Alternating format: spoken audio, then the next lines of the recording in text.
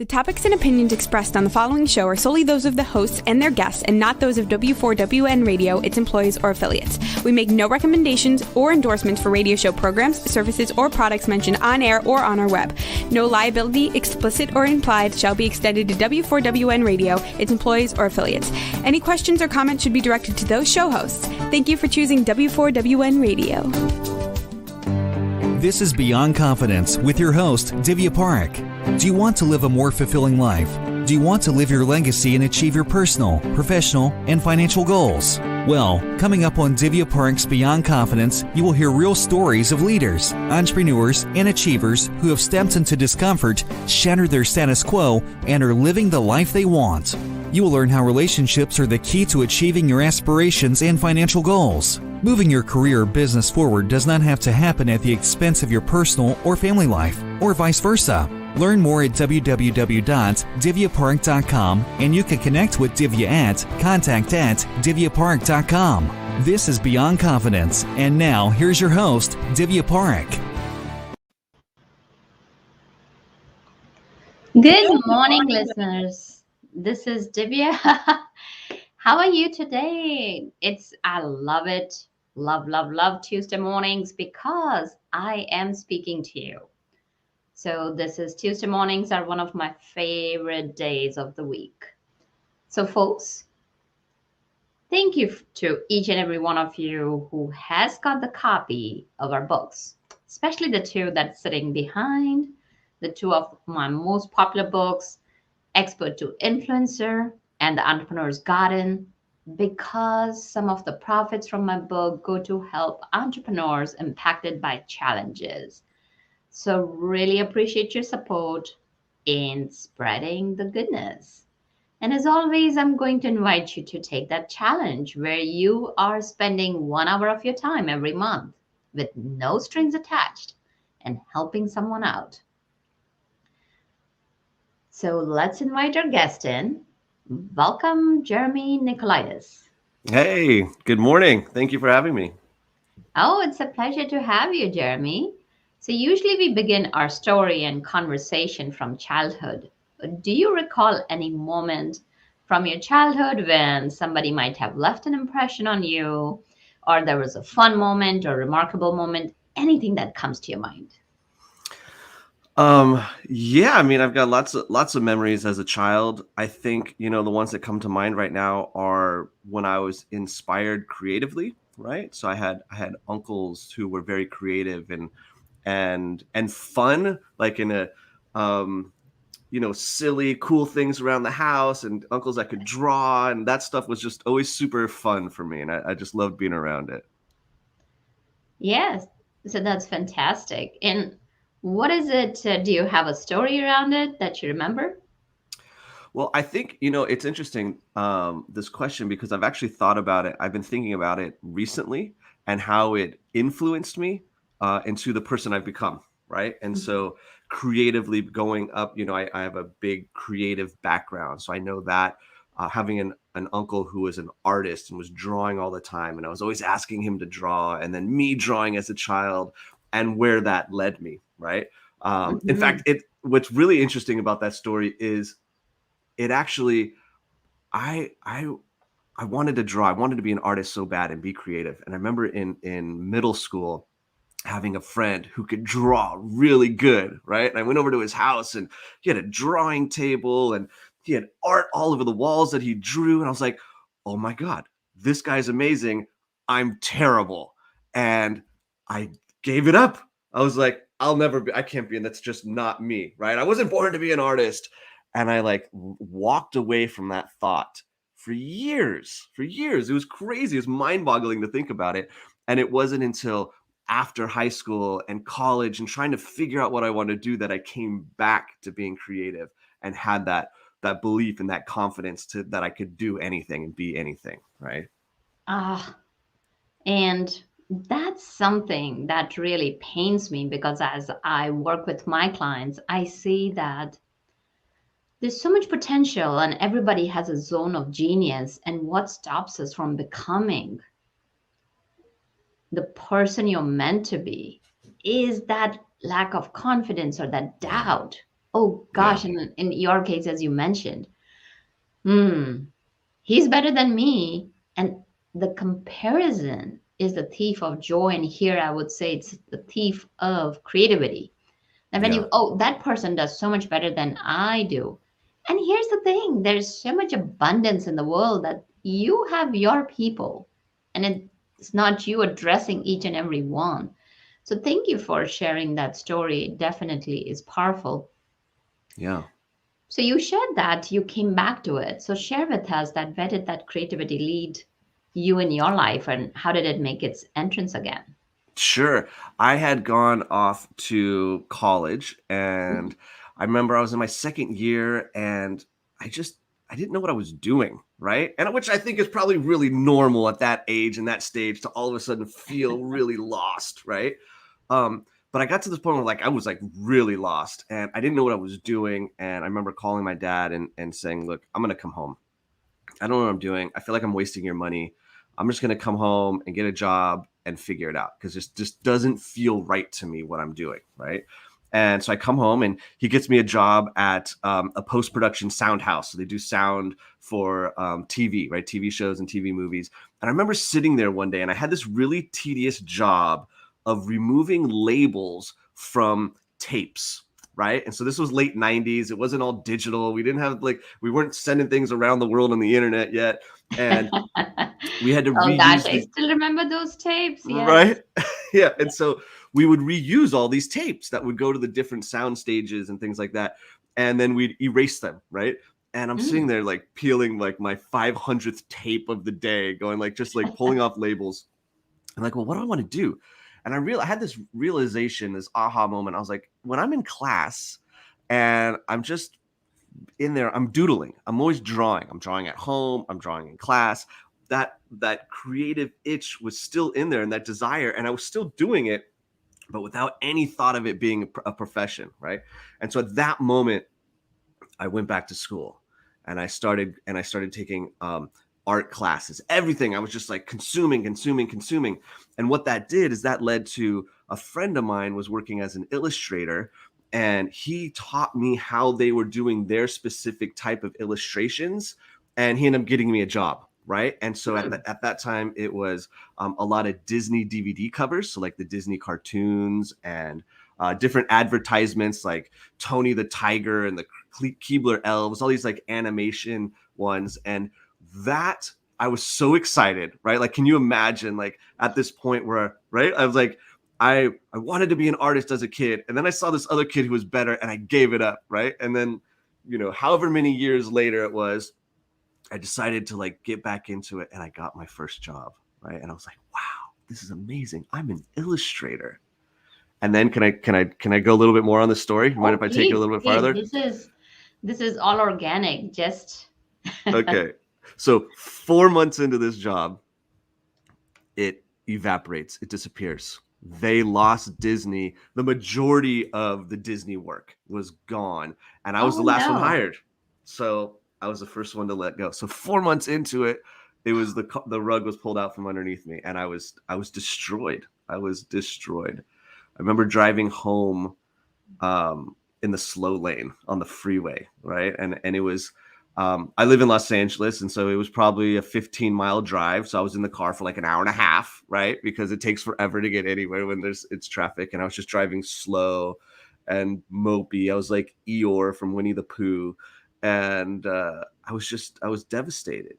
And I didn't know what to do, and then I couldn't get another job because I didn't have that job long enough to get another job, right? Because it's Mm. like the people want the experience, and my dad tells me, he says, I got this friend, he's a visual effects producer, and you should talk to him.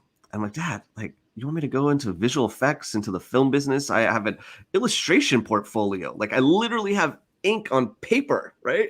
And he's like, we should just talk to him. And so some time went by and enough suffering went by that I finally said, I need money. Like, I need to do something. So I went and met with this individual, and long story short, this was the point that my life changed, right? I got this job. I took a job from him. He offered me a job, and the job was that of what's called a dust buster. And this is somebody, we talk about like tedious jobs of like pulling labels off tapes all day long. A dustbuster goes frame by frame on the computer, and removes the dust and the hairs from the film scans, right? So everything was being shot on film still. So they would scan in the film and it would get little dust and hairs in there. And I would frame by frame paint them out, paint them out, paint them out. I listened to a lot of books on tape at that time. And, but the cool thing is this particular studio that hired me, they were working on 3D movies, right? Where you put on the glasses and things come off the screen. And I remember looking around one day and everybody's wearing the paper red and blue glasses. And, I put them on and stuff like I could see into the screen. I'm like, this is the coolest thing ever. Are you kidding me? Like people do this for work? This is amazing. And that just like totally like, I just fell in love with the 3D image. And again, just started doing everything I could to teach myself. I started taking 3D pictures and building 3D cameras and taking classes and asking for opportunity after opportunity. And hey, can I do this? Hey, can I do this? Hey, can I do this? Hey, can I do this? And next thing you know, it's 5 years later. I'm winning awards for being a visual effects supervisor and what's called a stereographer. So it's somebody who oversees the stereoscopic image, which is another word for 3D, right? And that's really just where the creative side just took off and exploded. And, I was on top of the world, you might say. Of course. Think about it. And I want to go back to one thing that you said about the itch, the desire, and you decided to scratch it. And here's the thing, when people don't take action. So two things I'm seeing here, what happened that I'd like to share with our audience is that, first of all, that itch was there, you scratched it. And so when I say scratched it is you started taking action on a consistent basis. So two things happen here is that you are paying attention to your itch. And second is taking that consistent action that led to wonderful journey. Not only that, not only it helped you, like just your face, how it lit up. Oh, how wonderful it was to get this job, and just the joy in your voice that when I was seeing, oh, how cool is that when people are wearing that red and blue glasses. You lived your life in those moments because you pursued it. And that is very powerful. Yeah, it really is. I think a lot of people, we have these self-limiting beliefs, right? And we don't think we could do things. And I can't imagine what the lives that people aren't living right now, because for one reason or another, they think they can't do something, or it's going to take too much work, or they don't have time, or they don't have money. There's all these reasons why they can't do something. When really there's a whole world of opportunity out there, and anybody could do anything. And I'm not saying it's going to be fast, and I'm not saying it's going to be easy, but I'm saying it's possible. Oh, I really like what you shared. It's not going to be easy. And here's what I'm going to share with you folks. It's not for the faint of heart. And the rewards are so big. And why do I say the rewards are so big? Because when you accomplish it with your sweat and blood, the fulfillment and the contentment that you feel, nothing ever can buy it. Even if people were to give you $1 billion, like, okay, I'm depositing $1 billion in your bank. It's not the same when you have earned it, when you have taken the journey and allowed that fear to sit by you, next by your side, and you're still driving your car and allowing those doubts. Okay, you can sit in the passenger seat or you can sit on the back seat and look at you. I'll travel with you. But I'm in charge of my car. So you talked about self-limiting beliefs. So tell us, how did your career progress after that? And then, of course, we'll get into all those juicy secrets that you're going to share with us. Sure. Well, it exploded really. And there's a little bit of luck sprinkled in here where, I was, at the time, 3D movies, we were primarily doing them for ride films. So for the theme parks. And also for the IMAX theaters that are associated with museums, right? So you go to the museum and they have an IMAX theater and they're showing a 40-minute documentary on, Lions of the Kalahari, right? and that movie happens to be in 3D, and so we would do the 3D. But in 2008, 2009, a small little independent film, you may have heard of it, called Avatar comes out. I'm just kidding, who hasn't heard of it? Right, gigantic movie, right? But what Avatar did, and what James Cameron and then also Jeffrey Katzenberg over at DreamWorks Animation and a whole other team of people, is that they really promoted 3D movies. And what they changed is they helped transition all the projectors in the movie theaters around the world from being a film projector to a digital projector. And that change right there allowed people now to view 3D movies in a very comfortable environment, because before that, in the 80s and the 50s and these other times where we had these 3D movie moments, it was hard to watch and it was painful, and it was because it was a technology issue. So they got rid of that. And so what happened, Avatar was a success, and now everybody wanted to make 3D movies. And so overnight, my experience and my value in the industry exploded. And so I started consulting for businesses. I started consulting for films, and everybody wanted to know what I had in my brain, because I was already, 8 years ahead of everybody. And one particular consulting job led to me getting offered a global creative director position for this company that wanted to grow. They were a visual effects company. They wanted to grow into the 3D space. So they hired me, and we took this company in LA from 50 people to 3,500 people worldwide in 18 months. And we expanded LA, Vancouver, London, and Mumbai. And it was amazing, right? I had the quote unquote dream job. And because I had the experience, I became, and I didn't know this term at the time, and I didn't realize it for a long time, but I became also the pre-pitch guy. I was the guy that they would send out to meet with the producers and the executives and the filmmakers and everybody to talk about what we do, show what we do, to get them to want to do what we do, right? For example, they sent me out to the set of Harry Potter, right? So Harry Potter, I don't know, they were probably in maybe around Harry Potter 3 or 4 at the time.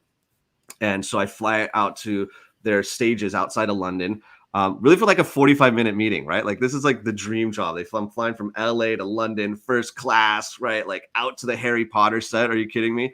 To this, it was a airplane factory originally, and that they turned it into the sets, right? So I'm walking around like Hogwarts and Diagon Alley, right? To meet with the director. Gosh, that is the right? fascinating part. Super cool, right? And so I take my setup and I set up in a little tent next to there with a 3D TV and a computer, and I do my little song and dance. And we ended up, closing that and getting that and doing several Harry Potter films. And so, at the time I'm like, oh my God, they're spending so much money to send me out here for this meeting. Like I can't imagine how much this costs.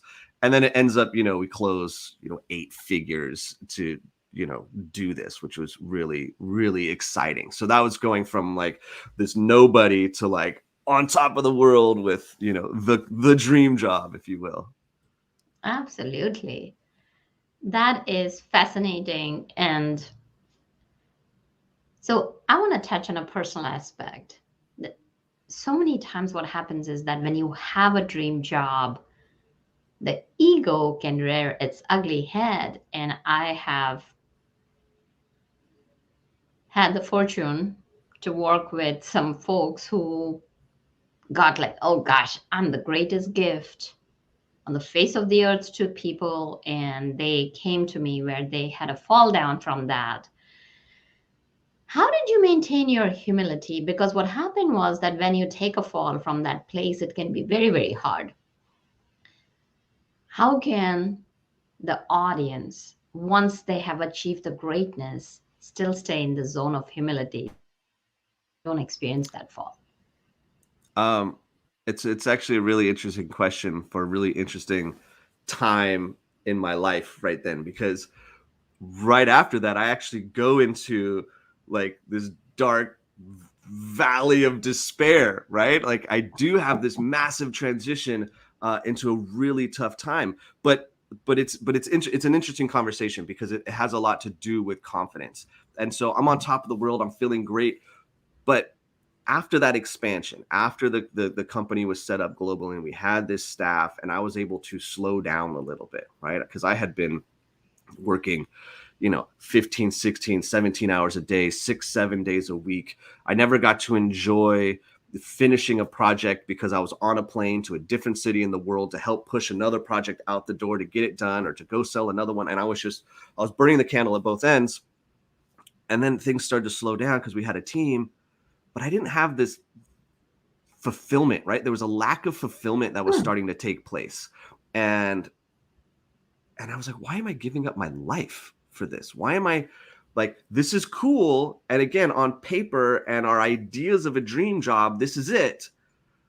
But the fulfillment isn't there. Like I don't have a life. My life, I'm giving it away to somebody else. And that just wasn't sitting well with me. And I was like, what can I do? And so I actually walked away.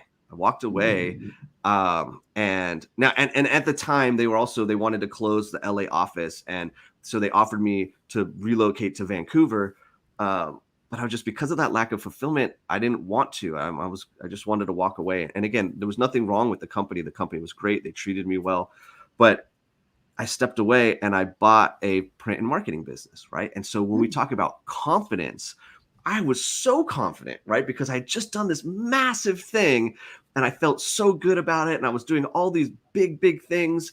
And I bought this business to turn it around, right? It was struggling a little bit. I knew it was going to take some energy. And, but I really wanted to just focus on my photography, something that brought me peace and just another creative outlet where I wasn't bound by the ideas of some executive or somebody else, right? I had this idea that I wasn't able to, I was always doing something for somebody else and it was never for me. And I had never really had true creative freedom. So I was like, oh, I'll be a photographer, fine art photographer, fully free. And I'll buy this print and marketing business that will support my photography business. And let me tell you, I had no idea what I didn't know, right? I had no idea what I didn't know. And I struggled so hard. I mean, it got to the point where, I thought it would take, I'm looking at this like, oh, it's going to take me about 4 weeks to just turn around the physical aspect of the business and about 6 months with the finances and getting more business and doing all that. And it took over a year just to get the business to take care of itself. So over the course of that time, we ran out of savings. We filled up the credit cards, borrowed money from the family, borrowed money from the bank, and still got to the point where we had no idea how we were going to pay our bills, right? And it was really, really scary. And it wasn't until I started listening to podcasts and shows like yours and signed up for some coaching and went to a mastermind and started learning from people who were a few steps ahead of me that I was able to truncate time and figure it out, right? Because I was in this vicious cycle of trial and error that was killing me both financially and time-wise, right? And it was just eating it all up because I didn't know I didn't have a map, I didn't have a game plan, I didn't know which way I was going, and then I'd hit a brick wall and I'd have to figure out how to get over it. And I'm like trial and error, and then fine, I'd get through, and I'd start moving along again, and boom, I'd hit another wall, trial and error. And I think really it's finding ways to truncate that, right? It's truncate that time and that trial and error. And that's where we look for people like yourself that can help us get through something faster and move on. So it was like I was a little bit overconfident, but I don't regret it though. Like it was, a lot of people might look at that time and say, oh, I'll never do that again. Oh man, I can't believe I made this mistake. But really, I just failed forward, right? And took imperfect action and struggled and learned from it and figured it out. And, now I'm in this new place, right? And I evolved into a new person and a new experience. And it's been an amazing journey. Oh, definitely an amazing journey. And one thing that I want to clarify over here is what you were doing is you believed in your capabilities and were trying it out. And that is so completely different where you think that you're the gift to the world. And then you start treating your employees and your colleagues in a different way. So yours is a journey to be learned from. Yours is a journey where, as you said about fail forward, And here's what I can share, Jeremy, that I have failed so many times that I have literally fallen down to the ground, tasted, ate that dirt, and it does not feel good. It does not taste good, but the learnings that come from it, they're priceless. Absolutely. So thank you for being vulnerable. And let's move our conversation in a little bit of another direction as to you talk about you have been in the marketing business. You have gone through multiple businesses and made successes out of it.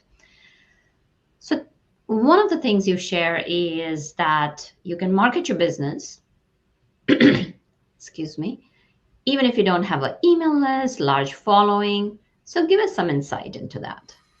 Sure. Well, this is something that I had this kind of epiphany late last year, right? And I had been doing, podcast interviews and different things to help people, right? Because I don't feel like one of the things when I came out of that time with that business, there were so many things that I learned that I felt should be common knowledge, right? That we should know, and it's not fair that we don't learn these things as we're growing, right? And so I just wanted to share my message and whatnot. And it dawned on me one day that we can model what we're doing in Hollywood, right? So I've got this whole Hollywood background and both creative and on the business development side. And I was like, you know what, I could do the same thing, right? So like last year, because I'll still produce and executive produce and do things in Hollywood. And I worked on Dune and Godzilla vs. Kong last year. And when a movie like that comes out, when a new movie comes out, we start to see, we see a teaser clip, a little clip that comes out that gets us excited. And we see, the trailer, and we see posters, right? But also what happens right before the movie comes out is we start to see the talent appear on the late night shows, right? They're getting interviewed, or they might be on the morning shows, they pop up during daytime television. They're being interviewed on the radio and in magazines and newspapers, right? And there's this activity. I'm thinking to myself, hey, wait a minute, we can do this, right?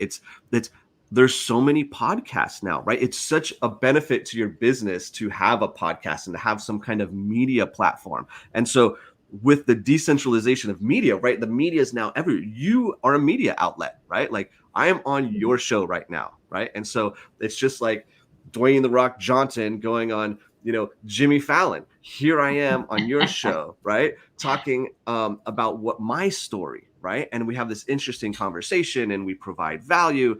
And then we talk about something that our business is doing. So we promote something, right?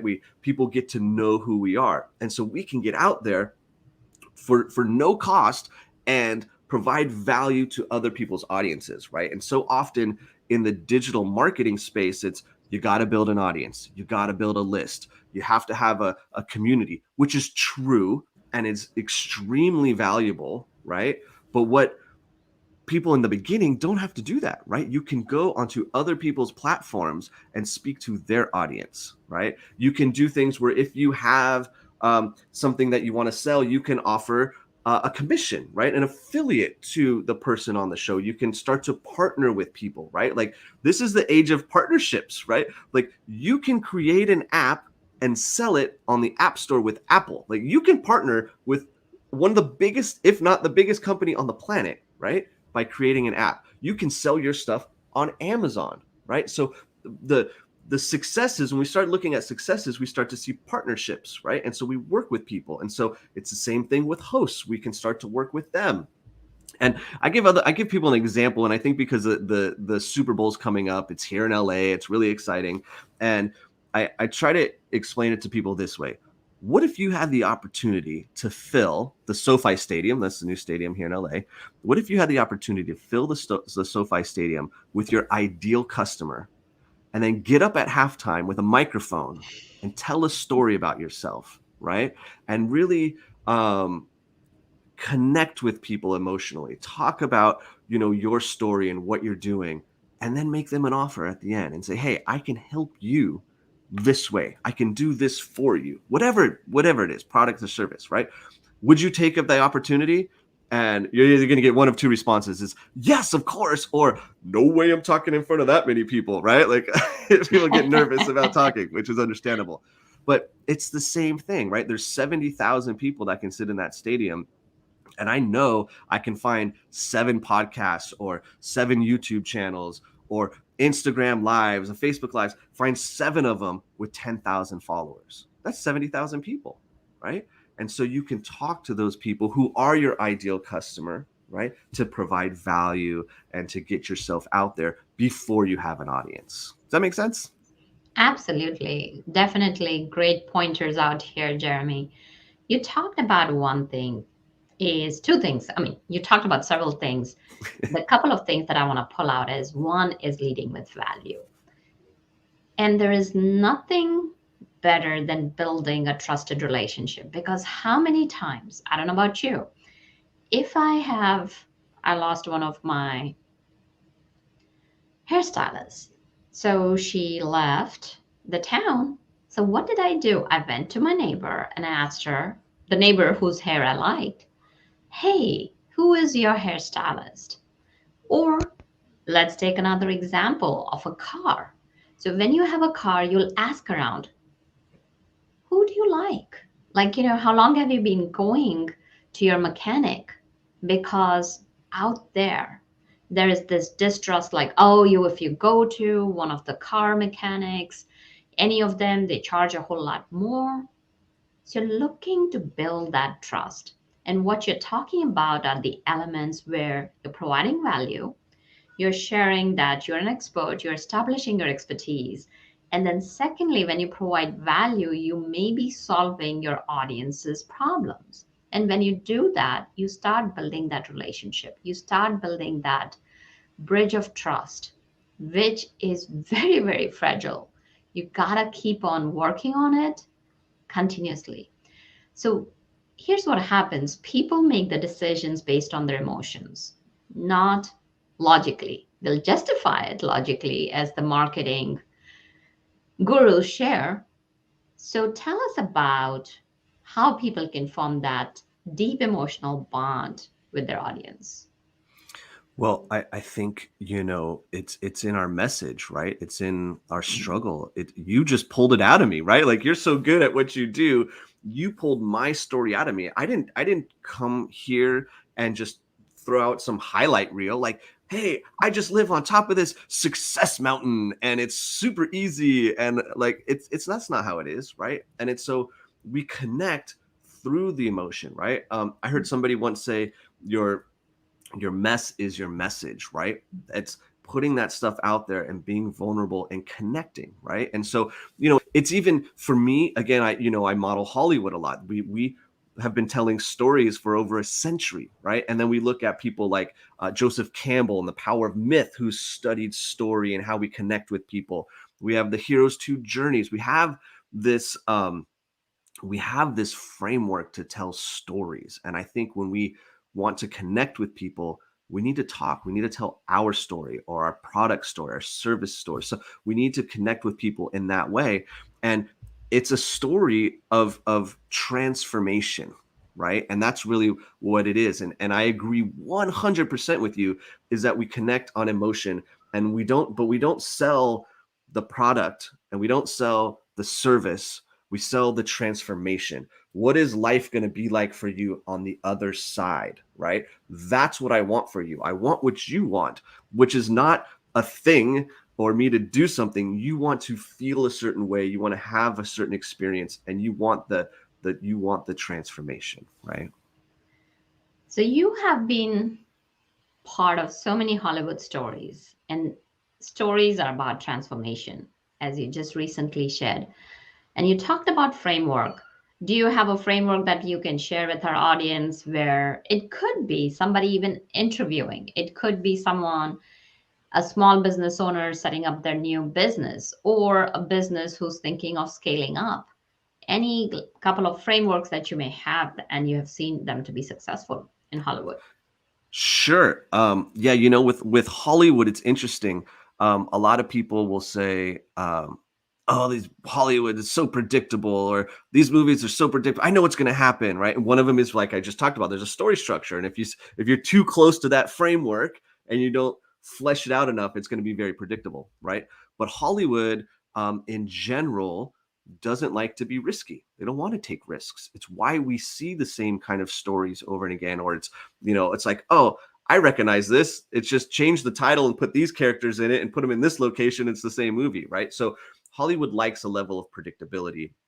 There's a lot of money at stake, right? And so there's a good business foundation. So I find that there's, 3 areas. If there's a framework for, predictable growth and sales, and we have to project revenue, right? When you start getting into big businesses, and, I've reported to gigantic hedge funds that control $50 billion and reporting to a board every 2 weeks, and they want to know what's coming down the line, right? And so how do you do that? How do you put this foundation into your business no matter what the size? Because if you do this with a small business, if you do this when you're starting out, it's just going to be as beneficial as for a big global corporation, right?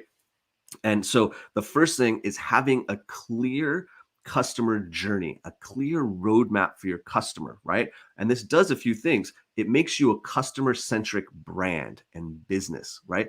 It aligns your customers' needs with what you do. Because, and then I kind of touched on this, but I didn't go into the story, and I'm not going to go deep into it right now, but it's never about us, right? I learned this lesson at one point, and it was just, it was transformational, right?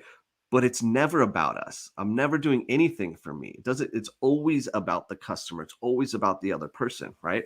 And so if we have this customer journey that starts, from first them becoming aware of us, and we go through the whole path to the outside, to them being a happy customer and promoting the business and being an advocate for your business, right? Like, you get them to the other side, you did your part, and you provided value, and you were a good business. And so we take those steps, and I have like 8 key steps on there, but we assign 1 to 3 KPIs. So you want to put together a living document that's tracking these KPIs for those stages. And it's not a lot, right? Like 1 to 3. And we want to make sure that, we have our projection, like this is our target, but these are actuals. And then measuring that gap tells us if we are on target, if we're doing good, or if we're struggling. And this is really important, especially with entrepreneurs and business owners and people starting out, because we have this shiny object syndrome, right? We want to chase this new idea. Oh, I listened to this podcast and they're telling me to do this. I'm going to do this. Or I was talking to this person, they said do this, I'm going to do this. And that might not be the right thing for you right now, right? And so having this document that's attached to your customer is in your business, right? Because that's the most important thing, telling you if you're doing good, if you're on track, or if you're off track, and then having proven tools and tactics to help you in those areas that are showing the too much of a gap between your actuals and your target, right? So the framework: customer roadmap, actual metrics, proven tools and tactics, right? Yes, definitely powerful. And I'm a firm believer in what does not get measured does not get done.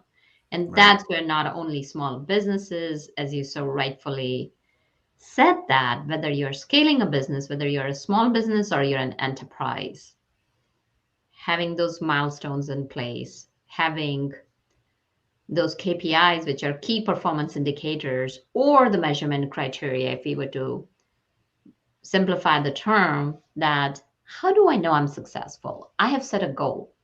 What does that tell me that I have been successful in that area? Just one simple thing: when you're talking about a customer journey, if you have created a piece of content and if you're getting likes and engagement, then that could be a marker for your measurement. So at different stages, as you mentioned, the from raising the awareness, and then knowing that intention and building a desire in your customer that, yes, I want this product, I want to go watch this movie, it makes a lot of sense. Agreed. So tell us, as you have moved in your journey, as to what is it that you're doing and how do you help people? So yeah, I've got, so one of the things, like, coming out of when I had the print and marketing business, ever since then, there's always been multiple streams of revenue, right? Mhm. And dealing with that. And so I still, like I said earlier, I still consult in the film business. I consult on the creative side, the business development side. But then I have a fractional CMO business. So I help businesses grow using the stuff that we're talking about. And I work one-on-one with them. We put a plan together and execute it. And that's for businesses who could use an executive but can't quite afford it, right? So it's really to the part-time executive, which fractional roles are amazing. And I like it because it still gives me the freedom. And I'm not tied into one particular thing, place, location, all that. And then also, like I said, late last year, this dawned on me on like modeling the movie marketing. I put together a masterclass. I had this idea early December, actually. And then in between Christmas and New Year's, I'm like, I'm going to test this. I gotta test this. Is this a good idea? Is this going to work? And so I kind of reached out to people in some of the different Facebook groups that I'm in and different little masterminds, and said, hey, I got this idea. You guys would come check it out and watch it. And like the response was really, really good. And it was amazing. And they're like, oh my God, this is awesome. And so that's now something new that I'm doing, is this model movie marketing masterclass, where people come in and they learn exactly kind of the framework of what I was telling you about, to get on other people's platforms. But we also discuss, your message to the market. We talk about connecting with people. We talk about motivating them to take action through how we present our offers, and then continuing that momentum, which comes into the customer journey and all of that. And it all just kind of builds together. And it's really exciting. I'm excited. I'm really excited about it. Well, thank you for sharing that. Yeah. And if somebody wanted to reach out and know more about you, how could they find you? Well, I have a very common business name, which is Golden Octopillar. So it stands out. So Golden Octopillar, goldenoctopillar.com, Golden Octopillar on Instagram, on Facebook. That's the best way. Goldenoctopillar.com, you're going to find all the links, all the stuff, of course. It's like, it's my hub, my digital hub that like branches out everywhere in the world. That is definitely powerful. So as we continue your story, so tell us in these past years where you have been, as you said, that finding fulfillment, still having that freedom, where especially if you're in the corporate world, you are tied to one company, whereas if you're working on your own as a consultant, you can help a whole lot of many. So if any of our listeners was thinking, should I stay in the corporate or should I stay in the entrepreneurship business? So like me, you have traveled both the roads. I've been in the corporate world. I have been an entrepreneur for quite some time now. And we all have our preferences. So if somebody were to ask you that question, how would you advise them? Well, it's an interesting question, right? That answer is really going to come within them. What is best for them. It's why I like working with businesses. We can talk about frameworks and whatnot, but it's not until we get into that business and we know what's right for that business, right? It's not one size shoe fits all. But I can say I like freedom and success. There was a point where I was driving 3 hours a day, an hour and a half each direction to an office, and I did the math. And that was 28 days, 24/7, right? And I was like, oh my God, that's February. I was giving up the month of February to sit in my car all day, all night driving. And to me, that just didn't work, right? We talk about how, I left college. I didn't know what I was doing. That was scary. Or how, I gave up on being an artist and then it came back because there's that itch. Or, I wasn't feeling the fulfillment. I went out and bought this business. All those things are just things inside that right? I think we have to have the confidence to trust ourselves and know that we can do anything and be anything, but we have to do it carefully. We have to plan it. And so I wouldn't tell somebody to just quit their job and jump, but I would tell them to like start building it on the side, start the transition. And we all constantly want everything so fast, and just things take time. And so know that it can be done, know that you can do it, but know that it might not be fast, right? And that's okay, right? Some get lucky and it happens fast, but the majority of us, it takes time. And to just embrace it and go through it and go down the road. I mean, come on, it's life. Like, have fun, live. And there's nothing like feeling free, right? Being free. I love that, I get to work from home. I get to see my kids, right? I get to have lunch with my kids. We live across the street from the beach. We can just go across the street and dig a hole if we want to, right? Like we did that during the summer. It was like, hey, what do you want to do? I don't know. Let's go across the street and just dig a hole and sit in it, right? Like I love those lunch breaks. Those are my kind of office meetings. Absolutely. And you hit right on the mark, is that success is not defined for you by society. Success is not defined for you by anybody else. It's you sitting down and figuring out, what does success mean to you? What does success look like to you? And then playing that long game. Do not worry about the short-term costs, because what happens is that when we focus, and when you're focused on the short term, you are going to lose sight of your goal. You're going to lose sight of what is meaningful to you, and then you'll feel that emptiness. So it's important that you take a stock. What is it that you'd love to do? What is your definition of success? And play the long game. So thank you for joining us, Jeremy. Enjoyed our conversation. Likewise. Thank you so much for having me. This has been awesome. I really enjoyed this. Oh, absolutely. My pleasure. So thank you for joining us and sharing the wonderful nuggets. And thank you, listeners, because without you, the show would not be possible. You are the soul of our show. And like always, I encourage you, I invite you, and you have been so generous with your time, not only listening to our podcast, but also sending us email. And yes, you have been very open, sending me emails as to what kind of shows you would like. Please continue doing that. And in any way I can be of service to you, my intention is that I'm here in the service to you folks. Reach out, share, and we'll bring those experts so that your life can get better. You can live the life you deserve and unleash that potential you have. And thank you, Jason, for the technical support. And until next time, take care and be well. Thank you for being part of Beyond Confidence with your host, Divya Parekh. We hope you have learned more about how to start living the life you want. Each week on Beyond Confidence, you hear stories of real people who have experienced growth by overcoming their fears and building meaningful relationships.